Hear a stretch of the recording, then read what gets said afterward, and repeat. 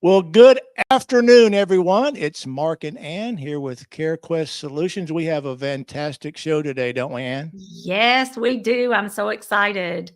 Well, who do we have joining us today? Today, I already told her, and you heard me tell her, she's kind of like a rock star to me, Mm-hmm. having done what I've done all these years. We have Teepa Snow.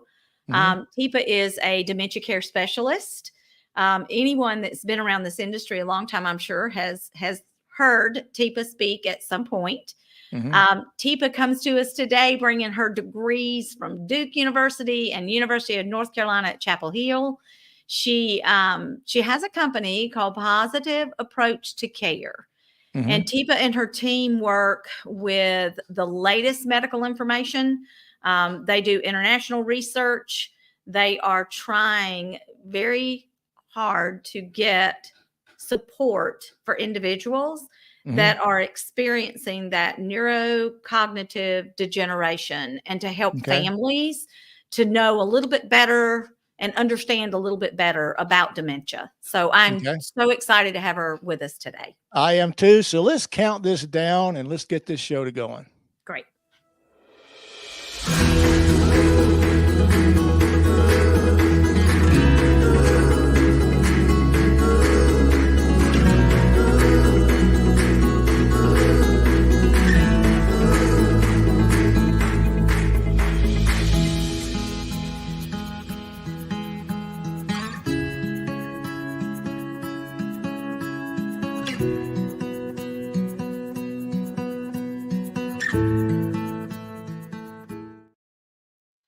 Miss Teepa Snow, welcome to the show. Thank you for having me. It's good to be with y'all. We really appreciate you joining us. So I'll Absolutely. turn this over to Ann. We got some questions for us, and let's kick it off and just tell us a little bit about yourself, and then Ann will bring up some stuff for us to talk about here. Okay, well, I'm an occupational therapist and I've been in practice for 45 years. Wow. I know. I started, no, I didn't actually Yes. start on that. We all started young. What I would say is I've worked in head injury, I've worked in stroke rehab, I've done developmental disabilities, and I've worked in aging for a huge amount of my career. And more than half my career has been spent working specifically with people living with brain change and particularly dementia. Back in the day when it was called senile dementia, back in the day when it was called senile dementia, Alzheimer's type, organic brain syndrome.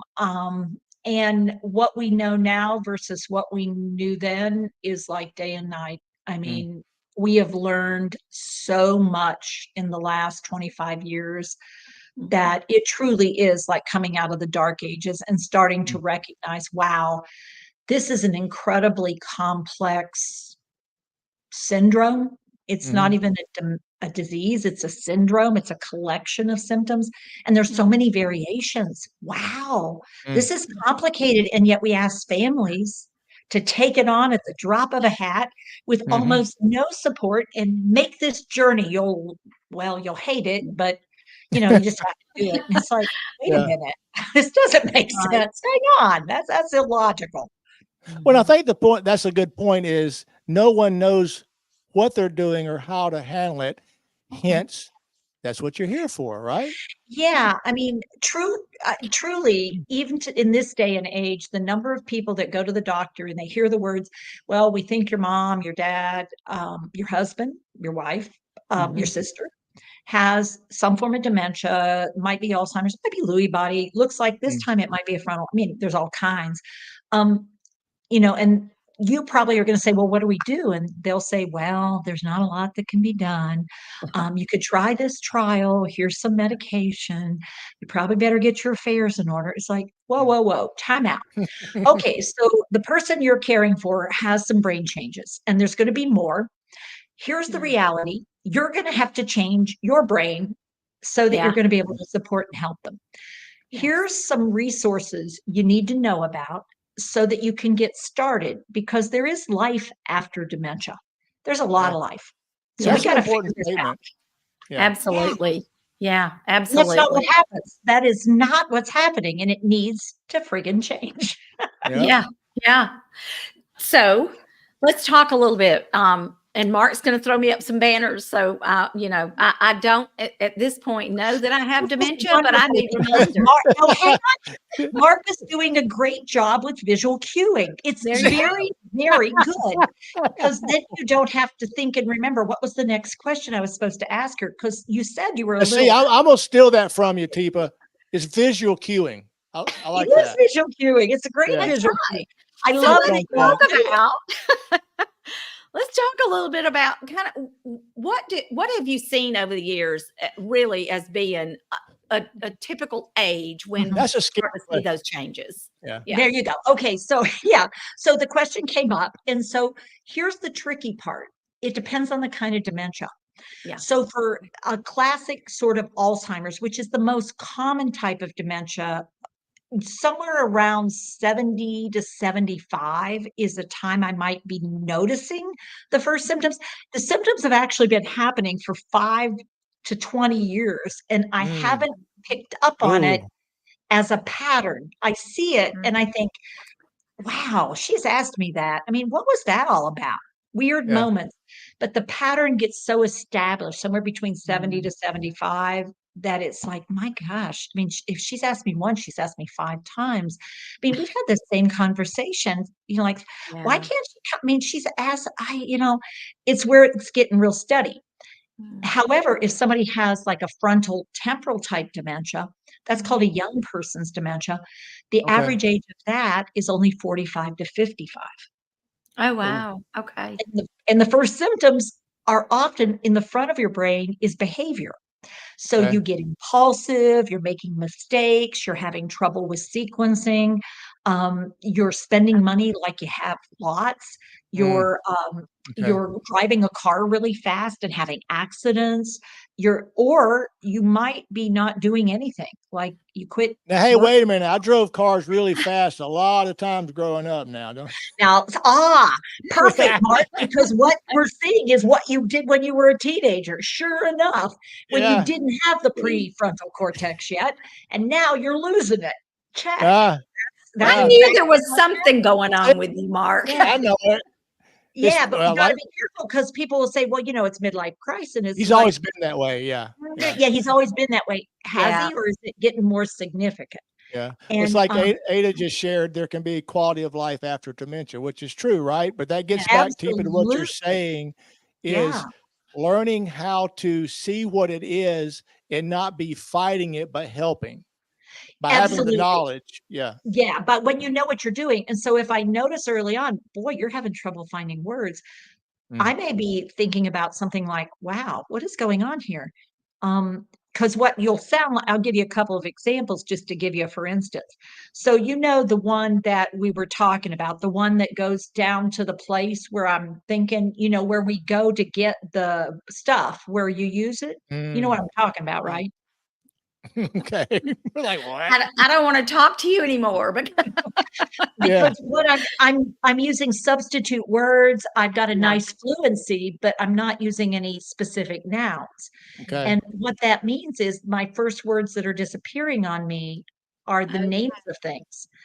And so I've got this really nice pattern, but your brain is going, what are you talking about? And if you say, Teepa, what are you talking about? That doesn't make any sense. I'll go, well, you know what I mean? The thing that where we went with the guy to do the, when we just went, you know what I mean? Right. The one where he went down there and he said that you could get it and you said, okay, and then you didn't. And so I think and the reality is we went to the lawn and garden store, and you talked about getting some plants, but you said it's too hot. I'm not going to get them yet. We'll wait and get them later. And now it's cooled down, and I thought we should go get them. Now, this is a good conversation. Is that how you should handle it, or is that not how you should handle it? Should you? That is not how you should handle it. Right. So when someone's stammering and you can tell, okay, they can't find the word association, right? Yeah. So how would you handle that? Okay, so let's have you, Mark, be somebody, you're trying to find a word and the thing you're talking about, but you can't think of it. Go ahead and do that. It's like, are we going to go down there and eat at the place over there? Mark. you're wanting to know if we're down there and we're going to go ahead and eat. Is that what you're wondering? No, just that place that we like to go to. You know, they got the really good place. Yeah. The one we like to go to. Yeah. Yeah. You know, I'll tell you what, we'll get in the car because I bet you can show me where you're talking about. That sounds good. So, I mean, so just kind of play along. Well, I mean, I don't know the place you're talking about, but I bet in high probability you still do. You simply don't have the words for it. That's not Alzheimer's. That's a frontal lobe problem and a temporal lobe problem. Okay. And this is where, if you're working with somebody who knows dementia, they can be super helpful in your situation so that not everything is Alzheimer's. I mean, we got Lewy body, we got FTD, we've got chronic traumatic encephalopathies, we got vascular dementia. I mean, it's complicated and families get dumped in it without support. It's not okay. I mean, it truly should not be okay. No, and you mentioned encephalopathies, and I'm telling you, in nursing home, you know, my world I lived in for so long, and we see that a lot. That comes through on a lot of the referrals and a lot of people coming in, and people don't know. Most people don't even know what that means, or they don't. I'm just fixing to say, hey, what's that big word? You know, until it's, as we were talking earlier, even it's too late. It's here. And now you're dealing with it in it. And we've been fighting for years and having arguments and trying to figure out why she's so stubborn and why she's changed so much and her personality is different. But the bad news, Ann, is that not many facilities are actually developing skilled staff. Correct. So that when families go into care, if they do, they are not getting the care they should be getting there, because all too often people are simply watching maybe at most a video about dementia, and certainly not how do you use skill to change what happens so that you don't have, you know, people being really distressed and fighting you. Well, I think that's a good, I'm gonna make a note, and let's close out later on the importance of proper training. Yeah. That is so necessary, because when mom, the stuff that she's going through, and here we are, placement advisors, we try to place people in the right place that provides the right care. And I was going and looking at some places, and you're thinking about your own mother. Yep. In some of the places you're going, I'm not bringing her here. Different. I can't bring her. Would tear this place apart. Yeah.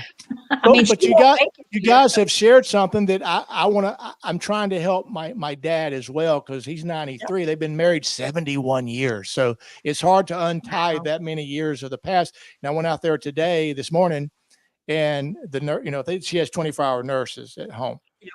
And he was saying, we had a hard time last night. She just did not want to change. She wouldn't let him change her. So, like, that's a good question for you. Like, how do you handle the combativeness? Well, let me just ask you, Mark, if you were in your bed at night and you were laying there and you were a little groggy and two people came in and started to take your pants off, what would happen for you, just out of curiosity? I'd be aggravated. What would you do if I kept pulling down on your pants where you're trying to hold on? I'd tell you to stop, and I'd slap your hands away. And then I keep pulling no matter what, and I have somebody grab your hand. I'd get mad and try to bite you if you were close enough. So why is that dementia? I mean, that's not dementia, that's self-defense. And so what I'm going to say is, if I don't really think this through and realize it's the middle of the night, the lady is a little turned around to start with. I mean, she's got lots of reasons to have that. If I take my hand and place it with her hand, I'm going to say, ooh, ugh, let's get you dry. Here, you help me. Here, and I let you hold on to my wrist. And I say, here, push these down. Push this down. There you go. Nice. Good. You got it. All right. Now I'm going to help you lean toward me. Good. Yeah. Now that's it. Pull. Yeah. Good work. Good work. That's really good. It's like you're deflecting it in the right direction instead of fighting it and arguing and being frustrated. She's doing it with me. I'm not doing it to her. And honestly, the way I work, I don't do things without permission. Because it's Okay. when I do something to you without your permission, I got to get better at getting your permission. And it may mean I have to back up and think, who is this person I'm working with? What's making them so uncomfortable? Oh, you know what? I can throw a sheet over and then I'm not seeing her naked. Maybe that's part Mm, of it. Maybe it's too cold in the room. Maybe I need to add light. Maybe I need warm. Maybe, I've got to figure this out, but I've got to commit myself to matching what she needs rather than forcing my care on her, because that's not care when I mm. force it on you. Yeah. Yeah. Well, this is ringing true, like, Ada keeps, saying positive approach and exactly what, what you're saying. So, Right. Again, even hearing you is eye-opening for me. It's like I want to get with my sisters and my dad and even the nurses out there, because they're not CNAs, they're for real retired, they're nurses. Yeah, and which the is a blessing. challenge, yeah, our biggest problem is this is new training. This is not old stuff. Old stuff is, and today is Wednesday, August 14th. You have dementia and you need help. Okay. No, You've wet yourself and I need to change your pants. no. Wow. Okay. And Yeah. you're wet. You are wet. You peed on yourself. Let me help you. You smell. Come on. You don't And want to Yes. see that. that's And so embarrassing. unfortunately, you still hear a lot of that. You do, in care. You do. Well, You it's hear the that from old, caregivers it's where the they're old saying, way. I yeah, mean, even yeah, in texts, I'll still read texts that are out there, textbooks that are yeah, out there that say orient the person to reality. It is orient them to the situation. It's like, no, you yeah. need to orient yourself to their To their Their situation. situation. Yeah. Yeah, situation. You need yeah. to figure out what they think. And I go, oh, Ann, oh my heavens, looks like something spilled. My heavens. Oh, Mm, Ann, look, I got a fresh shirt for you. Oh, mm. and some fresh pants. Here, tell you what, let's slip out of those and you can put this on. Because now I'm not trying to take your clothes off, I'm Right. helping you change, Yes. which seems small, but it's actually not for But for people. somebody Mm. that is already Mhm. confused, Mhm. they're already with people that, especially if they're new coming in, but they're already with people that they they may know who you are, but You're you've not not been supposed to be around me seeing my me whole naked. life, and you're now Right. Yeah. invading my privacy. Yeah, yeah, yeah, Yeah. Mm. yeah. And Here comes so one of I those. go I'm for it. sorry. Go ahead. No, I was just going to throw up one of those little clue things that we talked One of about those earlier. clue things. So that is a question, and I think something that a lot of people miss, and you've touched on it already a little bit Mhm. with the frontal. But what are some signs for families to watch for that can be an indicator? Mm. Um, so one of the questions is how often are you seeing your person? If you only see somebody episodically, and when you see them a time where you haven't seen them, you see them again, and your brain goes, "What in the world?" Mm. Um, and Uh, it's a Mm. combination of things. You need to go, I think we better get this looked at because something feels off. Okay. You're probably right. Now, it yeah, could be yeah. anxiety or depression. It Mhm. could be a Mm, chronic health true. condition that's gotten out of control. But you're right, something needs to be looked at. I would say some of the things that people miss are the first things of, well, I put that somewhere. Um, where did I put that? Um, well, yeah, Mm. I took my medicine. Of course I did. I always take my medicine. Hey, sweetheart, could you come pick me up? I've lost the car in the parking lot. It's a big parking lot and I Whoa. can't Mm. find it. It's here. I know it's here, but I just can't find it. I tried clicking it and it didn't come on. Um, Yeah. or hey, Ann, there's a man in the house and he says I'm married to him, but Mm. he's old. I Mhm. don't understand. He Yeah. doesn't. Yeah. I don't know what he's doing here. And Yeah. you're thinking, Wow. Mom, it's Dad. And I'm going to say, well, it might be Louie body. Instead, it might be Dad. Because what's happening Okay. is there's a man here, and I don't recognize him as my husband. I think he's an imposter. And so it could be paranoia. It could be falls. It could be, but you're going, this is different. Yeah. This is different, and I'm not liking it. This is different Mm. personality changes, making mistakes visually about where you put stuff, what's going on, buying the same thing over and over at a pattern. It's like, she has so much toilet paper. What is going on here? Yeah. For some people, collecting, or what some people might call hoarding, might be Yes. an indication of an onset. Yeah.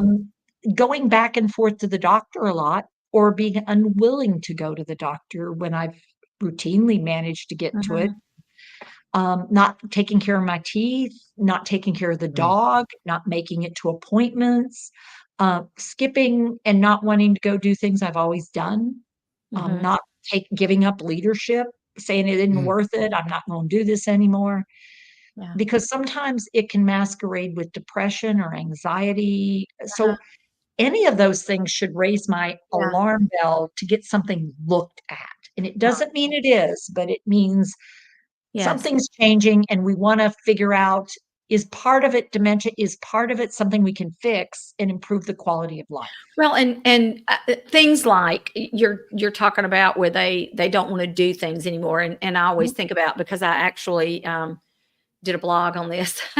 And in that was talking about some of the early signs. And one of the things being somebody that goes to church and has always gone to church. And all of a sudden, we don't want anything to do with it. We don't want to go to church anymore. And we don't really know why, but it's worth, digging into, not just saying, I don't know, Mama just has gotten so ornery about things. She doesn't want to go play doesn't even want to go bridge to church. She doesn't like that lady. Yeah, she doesn't like the new music director. It may not be any of those. It could be something more serious. And it could be Mama just doesn't like the new music director. And it could, but she loves choir so much. And even then, that she'd always talked about one. I mean, there was one we were growing up she didn't like, but she still was in the choir. She just argued with her. And now she's not wanting to even do that. That makes me nervous. I definitely want to check it out. Okay. Why do you think, and obviously I guess it's which part of the brain is being affected, but you hear so often that someone can recall things of past, but it's the right now. And that's where a lot of the therapy of music, you can play music from that era and actually wake them up. They're like, can relate to that. Yeah. Well, you can do that with reminiscence too, frequently. The problem is old stuff is well synapsed together. It's already solidly linked. The synapses are already formed and they're latched. When you give me new things, I have to form the synapse. And what's happening is I'm having a harder time getting the synapse to line up. So it sort of connects a little, but then I go to find it and it's missing. And it's really hard because I can't make the new synapses form like the old ones. And so the old ones are still good for quite some time in many dementias. It's the new ones. I can't get new ones to hold on. So I say, hey, Mark, do I have an appointment this afternoon? Yeah. 3 o'clock. What time? 2? 3. Today? Well, why didn't you say anything? I had it written on the calendar, Teepa. Well, I didn't see it. Where'd you put the calendar? Well, I told you 5 times. It's over there on the coffee table. See, this is what, and I'm going to use the word that I know we're in polite company. I'm going to say, you're pissing me off. That's bullshit. You did not. And if I've never used those words like that in these kind of conversations, that's the other heads up. Because what's happening is I am using words I would never have used. Boy, oh boy, am I throwing those suckers out when you get me riled up. This is really now, so. Hey, real quick, I'm sorry. It's all right. So run that scenario again. But what's a better response from? And I told you I put it on the coffee table. I'm gonna need you to hush a minute. Okay, so this time, Mark, you're going to be the person that asked me about the appointment. So we'll switch places. So I can do Okay. the. Got you. Don't have an appointment today? Oh, hey, Mark, you're wanting to know if you have an appointment today. Yeah. Yeah, Yeah. you do. It's at 3:00. We Okay. have. Oh, hey, Mark, I gotcha. can I ask you for a big favor? Sure. I could use your help here for a minute. Mm-hmm. Come here. I could use your help. I got to get some plates off that high shelf. Will you help me out for a second? Okay, Can you sure. get those down? I got to wash them. Yeah. Because what I now know is I better keep you occupied until we get ready to go to that appointment. Okay. Ah, there we go. Because you keep worrying about the appointment, but you can't hold on to 3:00. You keep worrying about the appointment, but you can't hold on to 3:00. It's like rumination. It's like ruminating over that. You're stuck on it. So what I'm going to do is say, slow it down. And I'll say, you're worried, you're wondering about the appointment. He says, yes. I go, it's at 3:00. And then I go, oh, hey, Mark. Because now I'm saying we're switching subjects, Mark. Did you notice? Yeah. All right. And I then say, I could use your help, which means I need you. Yes. And your brain goes, need you? Yes, now I have purpose. And I say, yeah, help me do this. And I give you something that's physical, visible, and it has a very short sequence. And so every time you get a plate down, even if you say, so what time's the appointment? I think it's at 3. Here, can you hand me that plate? But I'm also engaged. So I'm not getting so frustrated with just answering the frigging question. Here, let me write it down for you. And people will say, well, have them look at what you wrote. It's like, I don't know about you, but after a while, showing you 3:00 15 times isn't any better. Yeah. No. Yeah. Well, speaking of, let's stay on this topic. I think some other do's and don'ts are extremely important. Yes. Because what I'm hearing is when you've been around someone your entire life, you're dragging in that past. You're dragging in the aggravations, because like me and my wife can push each other's buttons, and to be able to have the knowledge and training and going, this is a different situation. I need to practice my patience here. So, you do, and you need to realize you're at work now. And that's a shift, because when you're a partner for someone living with dementia, you are partnering with your wife, but you're at work. And so how many hours can you work before you get tired of being at work? Okay. That's good point. Great point. That's a huge point. That's like, man. Yes. And what we need to recognize is, Mark, you cannot work 24/7. You will hate your work. Yeah. But that's your relationship with your wife. Okay. Let me hit you up with a live one here. Okay. Go for it.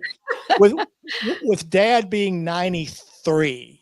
Yep. And he can't hear. Yep.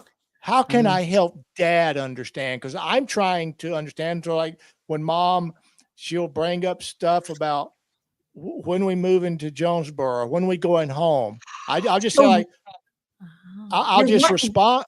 I'll respond to like, oh, we'll go when you're ready. I'll just kind of deflect it and whatever. But Dad's you're like, what? Yeah. And so I'm going to give you a way to make it a deeper conversation. Okay. I'll give you something to try. Now, it won't work with your dad, but we'll come back to your dad. So you're wanting to get to Jonesboro. Is there something you need to do there, or you just want to see the place? I just want to go home. Yeah. Yeah, going home. Now, Jonesboro is where you grew up. Yeah. I bet you played all kinds of games in Jonesboro.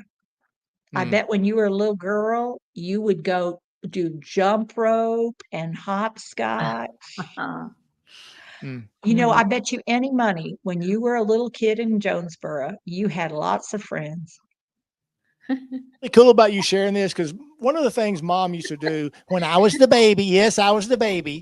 So I would come home from school, and she would always time out putting a bottled Coke in it, because back then that's all you had was bottled Coke. Coca-Cola. And when you opened it, it would frost over. She had the perfect timing of that.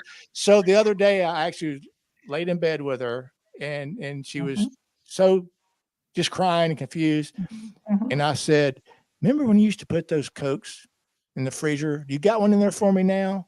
And she literally connected, like She did. literally was like, started smiling and just, Yep. she was able to go there. Yep, she could. Because it was a So powerful emotional memory when she had control, she had power, she made a difference, she loved her kid. And when she's talking Yeah. about going to Jonesboro, she's talking about being who she's been, not being this broken Yes. person wow. that's being viewed differently. Yeah. Going home means I get to be me again. When do I Yeah. get to be me? And what's weird is you're home. It's like, it's weird to hear that and you're going, well, we're here, but you can't say that. It doesn't feel like Yeah. home to me because I'm not home. This is a foreign territory to me right now. I'm Yeah. not me, and we're not home. Yeah. And as Wow. close as she is to the transition, she may also be talking about going home to God, going home to Yeah. this last Yeah. journey. If Yeah. she's a Yeah. woman of faith, I mean, Yeah. I She have is. people talk to me all the time about needing to go on home. And I will often say, well, you know what? You have done your share and you have done more than your share. Yes. And if it's time to Mm. go, I'll join you as soon as I can. But I actually said that to her the other night. Yeah. Yeah. and it's a gift. It says, Ah. Mama, you did such a good job with us. I love you to pieces, Mm. but if it's time for you to go home, you should do it because I'll join you just as quick as I can, but I've got work to do yet. I actually said that with her, prayed with her that last week. Man. Absolutely. Because Stop it. they You're making have me to cry. know. Yeah, they have to know. I mean, my mom, People know. praise the Yeah. Lord, my mom did not go through more than a little bit of forgetfulness before we lost her and those kind of things. But, we were standing there with her that night when she passed away. We were, Mm. blessed and got to be right there holding her hand. But I kept saying, and to my brothers, because yes, I'm the baby too, but to my brothers, and I kept saying to them, talk to her. And so we kept saying to her, Mama, it's okay. We're okay. Yeah. It's okay. We're going to for you take care of go. each other. Yeah. Yeah. It's going to be It's okay. I will also say, if you want to stay, please do. But if you're ready to go, please go Please go. because we're Yes. going to be It's okay. okay. We're going to be okay. Okay. Yeah. Yeah. Now, your dad, here's one of the challenges with your mom. Your dad is having such a hard time. He can't quite make it. Sometimes he's not sure if he didn't hear her right or if what she said didn't make any sense. Yeah. And it's a 50-50 thing with him. Yeah.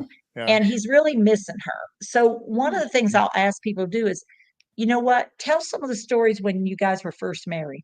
Was mom a good cook when you first got married?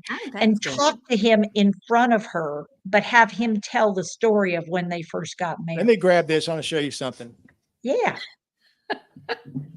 We're just going to talk all day. I Ah, love God, this. But the reality is, figuring this stuff out is hard work. So what you got? This is a little thing that I ordered. Uh-huh. And it's an interview kit.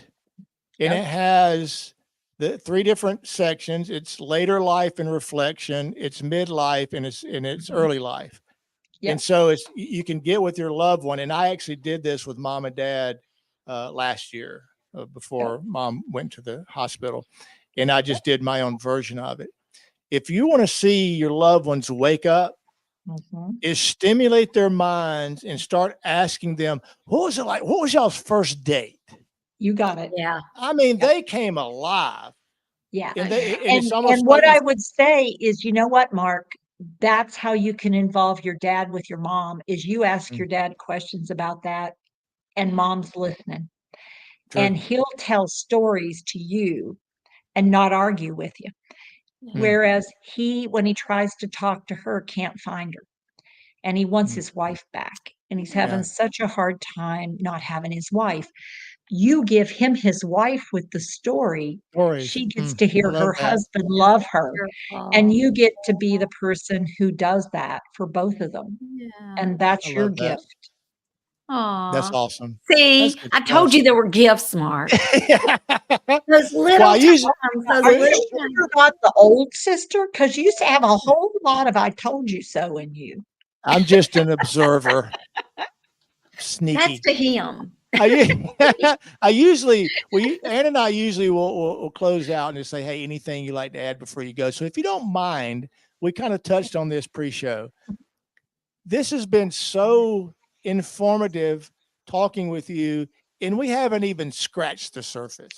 We haven't even begun to scratch the surface. But would you agree? And if you wouldn't, I know you're the oldest and you'll tell me you don't agree.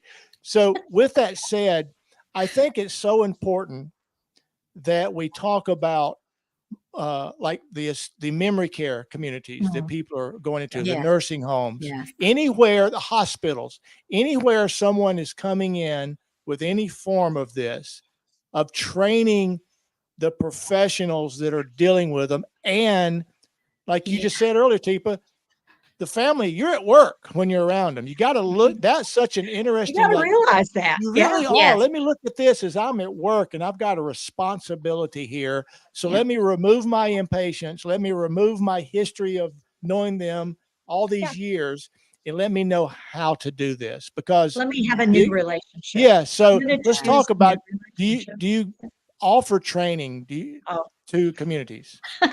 We do. And here's what I want us to realize. And I mean, this is an important message for people. There is no requirement throughout the United States for anyone who is in a professional capacity to have skill, demonstrate skill at caring for people living with dementia in order to say you have a special practice, you have a special unit, you have a memory unit, you have a assisted living that there is no requirement of skill. There might be a requirement of a number of hours that a percent of your staff have to watch videos. That's the most that is required. Hospitals, there are no guidelines for dementia awareness, knowledge, or skill whatsoever. No. Zero.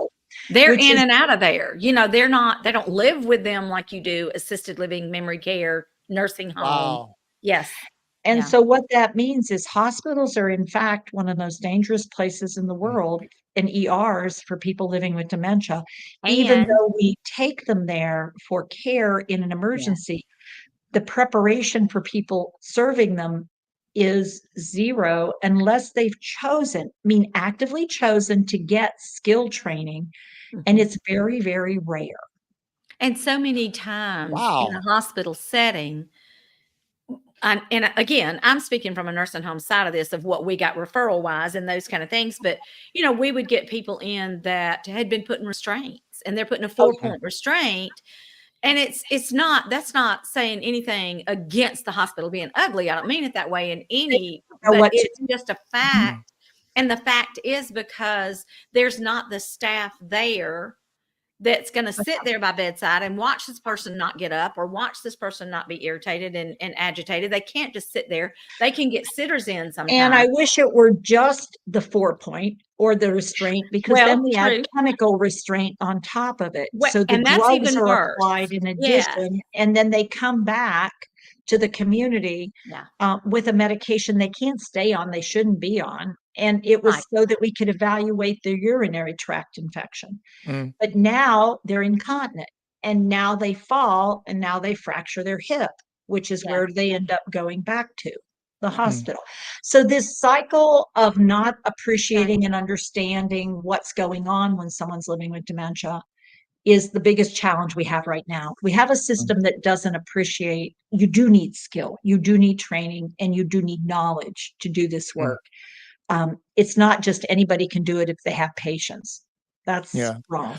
Well, we have Sonia. She's a colleague and friend of mine. She actually is over quite a number of communities, and she's talking about how your training videos are great. So let's take that example that Sonia mentioned, to where I think, would it be a good thing if we're trying to help spread this word and get more of your training into a lot of these communities, is going, hey, start with this video, and then let's proceed further into more in-depth training, right? Exactly. So start with awareness, because the videos build awareness, because all of a sudden you see me doing this with somebody and you're like, how'd she get him up again? And it's like, well, let's watch. Because what I did is use a positive approach. I got his attention. I got his hand. I got him to lean forward. I got him to stand up and come with me. It's like, watching that and doing it are two different things. Well, and I can even say, just talking with you today, I've heard things. I mean, I love the scenario of I'm at work. And other than you scaring me to death about my memory, that's okay. But I'm hearing things that over all these years around nursing home and being in healthcare for 30 years and having gone through dementia training myself, and I have, several times over the years. I've even, at American Healthcare Association, been through one of their little certifications and those kind of things.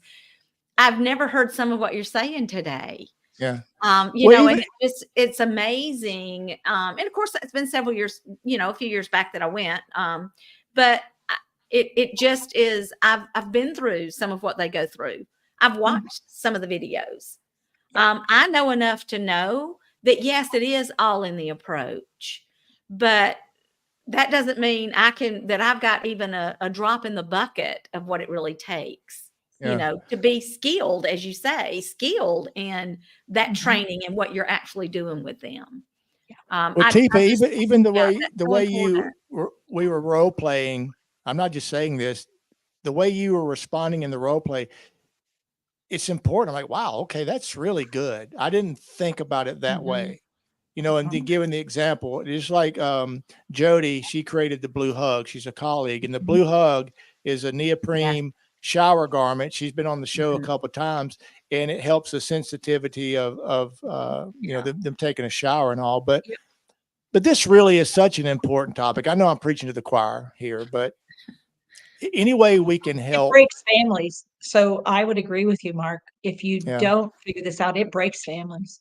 Yes, definitely. That's what needs to stop. It's not okay to break families. It's really not. Yeah. So I know we're talking about the training piece. I do want to drop back to just one other little role play thing, if we could, because I do want families to understand that it's not just getting in their world, but it is, all in our response to them. And there are better ways to respond. So for instance, you've got mom at the grocery store and mom wants to buy, 10 cans of pork and beans. And wow, mom, that you are such a smart shopper. You're thinking 10, hang on, because I think I have a coupon.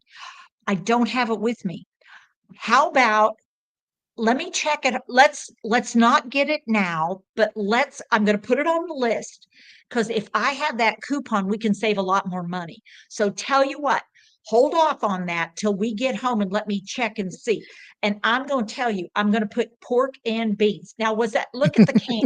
Are they Campbell or are they Van Cass? Which kind are you getting? Because I'll look and see what kind we have at home. But I think it was a good discount. Okay. See, you just amaze me with these things. It does. But that's what I want people to ahead of time. I just want to say we did not do it. I didn't know she's going to bring up anything about pork. No. That was, we hear the saying of when you're teaching someone to train a dog, a lot of time it's the owners that need to be trained. So this is kind of an example of the loved one with dementia. It's they're doing the best they can with what they got. That's what's so awesome about just this show and the countless other things you put out there. This is very well needed. So in the respect of your time, Teepa, is there anything you would like to add before we go? I think the only thing I'd like to add is I will say to families, not everybody's meant to be a hands-on carer, and you can love somebody to pieces and not be a good matchup for them in care.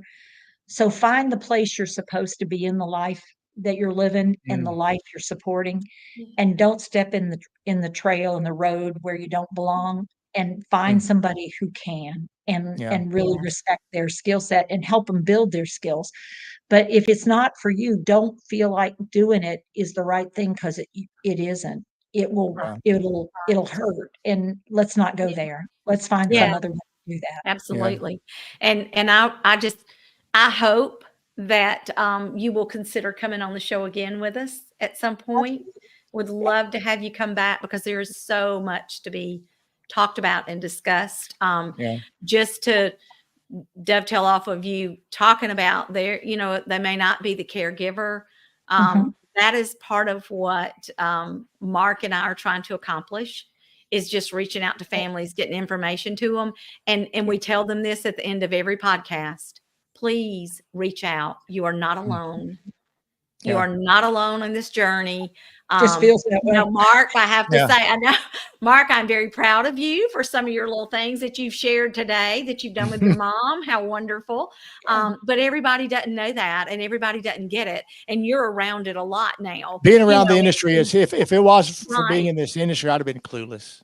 And so reach out. I want to encourage people to reach out to one of us and let us help. That, we're not costing you a dime to do that. We are not costing a dime to do that. We simply want to help get you to the right people. Because even though you may end up being a caregiver, there are still people that can help with that. Even Teepa with training and those kind of things. So please, I hope everybody will reach out. And again, I told you at the beginning of this, for me, you're kind of like a rock star. And I'm just so thrilled to have had the opportunity to talk with you and listen to your training, because I've heard you speak in the past, but never one-on-one where I got to be the baby. Well, thank y'all for doing what you do. Well, Teepa, thank you so much for coming on here and supporting the channel, doing this show. And of course, here's the website if anybody needs to reach out. And if there's anything we can ever help do, we're here in the state of Georgia. So if you ever have any events, trainings, or whatever, we'd be more than happy to connect you with anybody and everybody we can here. So with that said, Mark, Ann, and Teepa, we will kick off and sign off here. So we want to encourage everybody to like, subscribe, and share this video and this channel. We're just looking to make a difference in the lives of those that are going through some very difficult times. So until next time, we will see everybody later. So great. Thanks.